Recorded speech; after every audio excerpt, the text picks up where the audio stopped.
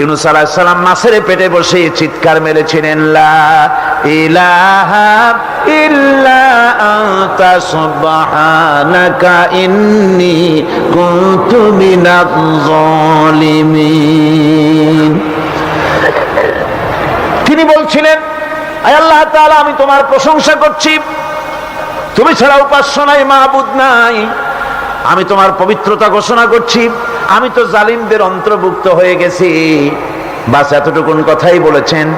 আল্লাহ পাক বলছেন, ইউনূসের ডাক তো কেউ শোনে নাই, পানির মধ্যে কেউ শোনে নাই, জমিনের কেউ শোনে নাই, মহাশূন্যের কেউ শোনে নাই, কিন্তু মাছের পেটের ভেতরে থেকে গভীর অতল দরিয়ার তলদেশ থেকে মাছের পেটের ভিতরে বসে আমার ইউনূস যে ডাক দিল, ওই ডাক আমি আরশের মালিক আমি শুনতে পেয়েছি, আর সঙ্গে সঙ্গে জবাব দিয়েছি, ফাস্তাজাবনা লাহু ওয়া নাজ্জাইনাহু মিনাল গাম্মি ওয়া কাযালিকা নুজিল মুমিনিন।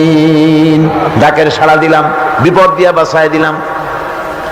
শুধু ইউনূসের নাম, আল্লাহ পাক এ জায়গায় আবার ওয়াদা করলেন, দুনিয়ার যত মুমিন বান্দা আছে তারা যদি কখনো বিপদে পড়ে যায় আর আমারে যদি ডাকে, আমি এই রকম করে বিপদ থেকে বাঁচায়া দেব।